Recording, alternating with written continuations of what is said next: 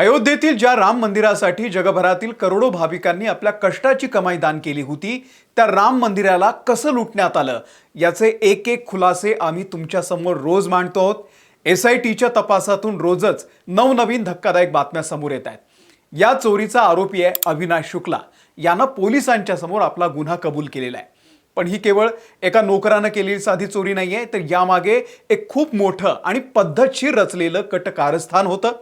अगदी मंदिराच्या ट्रस्टच्या बड्या पदाधिकाऱ्यांपासून ते अगदी बँकेच्या कर्मचाऱ्यांपर्यंत सर्वांनी रामाची दानपेटी लुटलेली आहे। चौकशीच्या दरम्यान या आरोपींनी ही चोरी नेमकी कशी झाली, चोरीसाठी कोणती व्यूहरचना रचलेली होती, या सगळ्याबद्दल SITला माहिती दिलेली आहे। एवढंच नाही तर रामराज्य कोश लिहिलेली एक पेटी सापडली, ज्यावरती मंदिराच्या पेटीएमचा QR कोड होता। ती पेटी SITनं ताब्यात घेतलेली आहे। या पेटीचं नेमकं काय रहस्य आहे आणि राष्ट्रीय स्वयंसेवक संघाचे सरसंघचालक मोहन भागवत यांच्याकडे या सगळ्या प्रकरणाचा आता एक रिपोर्ट पाठवण्यात आलेला आहे आणि त्यानंतर काय नेमकी मोठी कारवाई होणार आहे हे सगळं मी तुम्हाला पुढच्या 8 मिनिटांमध्ये समजावून सांगतो। व्हिडिओ शेवटपर्यंत बघा, कारण तुम्हीही या राम मंदिरासाठी जी काय देणगी दिलेली होती ती सगळी या आरोपींनी चोरलेली आहे। नमस्कार, मी अमोल किनोळकर, आपण पाहत आहात महाराष्ट्र टाइम्स ऑनलाईन। आधी बोलूयात या प्रकरणाचा आरोपी अविनाश शुक्ला याच्याबद्दल। अविनाश शुक्ला हा मूळचा उत्तर प्रदेशच्या प्रतापगडचा राहणारा असून अयोध्येमध्ये गेल्या 1.5 वर्षापासून एका योग केंद्रामध्ये तो राहत होता। त्याला राम मंदिराच्या परिसरामध्ये महिना 15,000 रुपयाची नोकरी होती। तो रोज सकाळी कामावरती जायचा, संध्याकाळी परतायचा। अतिशय नम्र शांत दिसणाऱ्या अविनाशच्या डोक्यामध्ये वेगळंच काहीतरी शिजत होतं। 28 जून रोजी पोलिसांनी अयोध्येतील श्याम साधनालय या योग केंद्रावरती छापा टाकला। या छाप्याचा एक व्हिडिओ बुधवारी सकाळी समोर आलेला आहे। या छाप्यात पोलिसांना जे सापडलं ते पाहून पोलिसांनीही डोक्याला हात मारून घेतलाय। अविनाश राहत असलेल्या खोलीतून पोलिसांनी एक पेटी जप्त केली। या पेटीवरती लाल रंगामध्ये रामराज्य कोश असं लिहिलं होतं आणि त्यावरती चक्क पेटीएमचा QR कोड लावलेला होता। म्हणजे मंदिराच्या नावावरती परस्पर डिजिटल देणगी गोळा करण्याचा एक वेगळाच गोरखधंदा सुरू होता, हे आता सिद्ध झालेलं आहे। म्हणजे दानपेट्या लंपास केल्याच, पण ऑनलाईन QR कोडवरूनही त्यांनी पैसा लुटलेला आहे। अविनाशच्या घरातून राम मंदिराशी संबंधित अनेक महत्त्वाची कागदपत्र आणि पुस्तकं देखील सापडलेली आहेत। 5 जून रोजी जेव्हा त्याच्या घरावरती पहिली रेड पडली, तेव्हा तिथून 14 लाख रुपयांची कॅश आणि दागिने जप्त करण्यात आले। एक साधा 15,000 रुपयाची नोकरी करणारा तरुण अवघ्या काही महिन्यात गावी नवीन पक्क घर बांधतो आणि त्याच्याकडे लाखो रुपये सापडतात।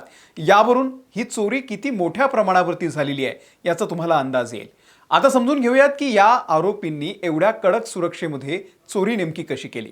पोलिसांच्या 2 तास चाललेल्या चौकशीमध्ये आरोपींनी चोरी करण्याची पद्धत सविस्तरपणे सांगितलेली आहे। राम मंदिराच्या ज्या खोलीमध्ये देणगीचे पैसे मोजले जातात त्याला काउंटिंग रूम म्हणतात।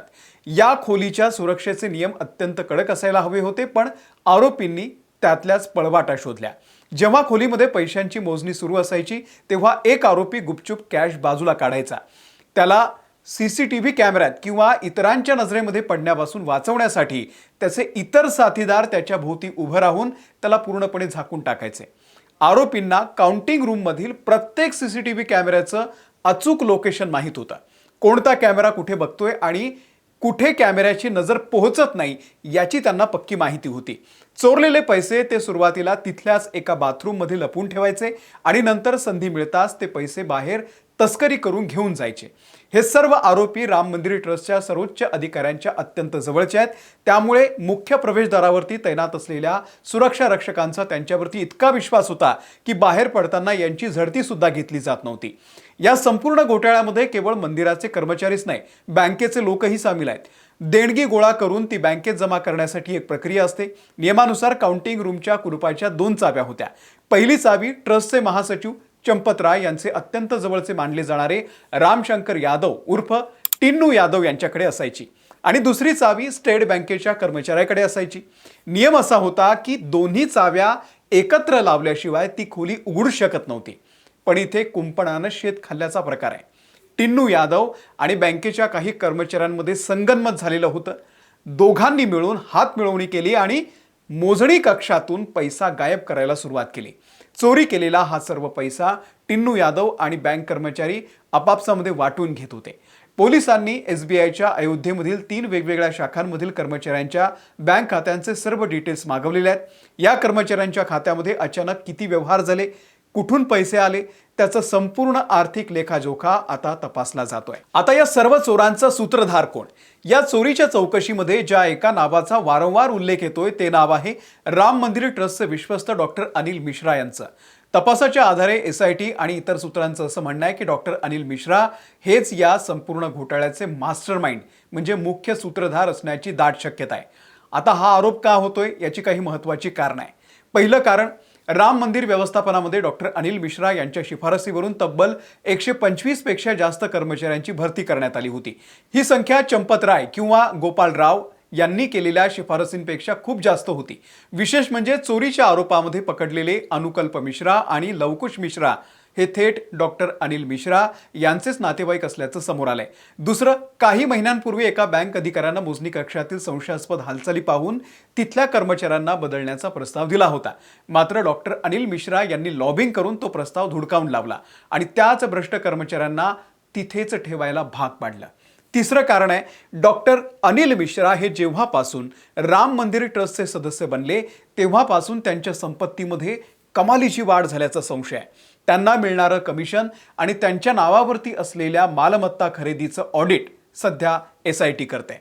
या सर्व ढिसाळ कारभारामुळे आणि जबाबदाऱ्या नीट न पाळल्यामुळे SITच्या फायनल रिपोर्टमध्ये चंपत राय, डॉक्टर अनिल मिश्रा आणि गोपाल राव यांना थेट दोषी धरलं जाऊ शकतं आणि त्यांच्यावरती लवकरच गुन्हा दाखल होण्याची शक्यता वर्तवली जाते। या प्रकरणामध्ये आणखी एक मोठी कारवाई झालेली आहे, ती म्हणजे गेल्या 17 वर्षांपासून अयोध्येमध्ये ठाण मांडून बसलेले रेडिओ ऑपरेशन अधिकारी अर्जुन देव यांची। मंदिरातील तब्बल 1600 CCTV कॅमेऱ्यांची आणि काउंटिंग रूमच्या देखरेखीची जबाबदारी यांच्याकडे होती। सुरक्षेत एवढी मोठी चूक झाल्यामुळे SITनं त्यांची भूमिका संशयास्पद मानली असून त्यांची तातडीनं गोरखपूरमध्ये बदली करण्यात आलेली आहे। दुसरीकडे उत्तर प्रदेश सरकारनं स्थापन केलेल्या SITला आता 15 दिवसांची अतिरिक्त मुदत मिळालेली असून येत्या 15 जुलैला SIT आपला अंतिम अहवाल सादर करणार आहे, तो सरकारला सादर करणार आहे। सध्या सर्व 8 आरोपी 14 दिवसांच्या न्यायालयीन कोठडीत तुरुंगात आहेत। दुसरीकडे राष्ट्रीय स्वयंसेवक संघाचे क्षेत्र प्रचारक अनिल कुमार यांनी अयोध्येमध्ये 3 दिवस मुक्काम ठोकून इथल्या कारभाराचा, ट्रस्टच्या कार्यपद्धतीचा आणि चोरीचा एक सविस्तर अहवाल तयार केलाय।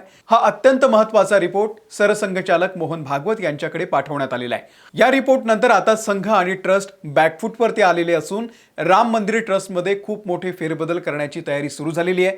चंपत राय आणि डॉक्टर अनिल मिश्रा यांनी आधीच आपले राजीनामे दिलेले आहेत। आता येत्या 6 जुलै रोजी अयोध्येच्या कारसेवकपुरममध्ये ट्रस्टची एक अत्यंत महत्त्वाची बैठक होणार आहे आणि या बैठकीमध्ये जुन्या आणि जे वादग्रस्त आहेत अशा पदाधिकाऱ्यांना कायमचा रस्ता दाखवला जाईल आणि ट्रस्टमध्ये पारदर्शकता आणण्यासाठी नवीन प्रतिष्ठित संत आणि धार्मिक नेत्यांचा समावेश केला जाईल। कोट्यवधी रामभक्तांच्या श्रद्धेचं केंद्र असलेल्या राम मंदिरामध्ये असा गैरप्रकार होणं अत्यंत दुर्दैवी आहे। पण आता SIT तपास आणि संघाच्या हस्तक्षेपामुळे दोषींना कठोर शिक्षा होईल अशी आशा निर्माण झालेली आहे। तुम्हाला काय वाटतंय? अजूनही खरे सूत्रधार मोकाट आहेत का? त्यांना वाचवलं जातंय का? चंपत राय आणि अनिल मिश्रा यांच्यावरती गुन्हा दाखल व्हायला पाहिजे का? तुमचं मत आम्हाला खाली कमेंट करून नक्की सांगा। व्हिडिओ आवडला असेल तर लाईक करा, शेअर करा आणि अशाच महत्त्वाच्या अपडेट्ससाठी आमच्या चॅनलला सबस्क्राईब करायला विसरू नका। धन्यवाद।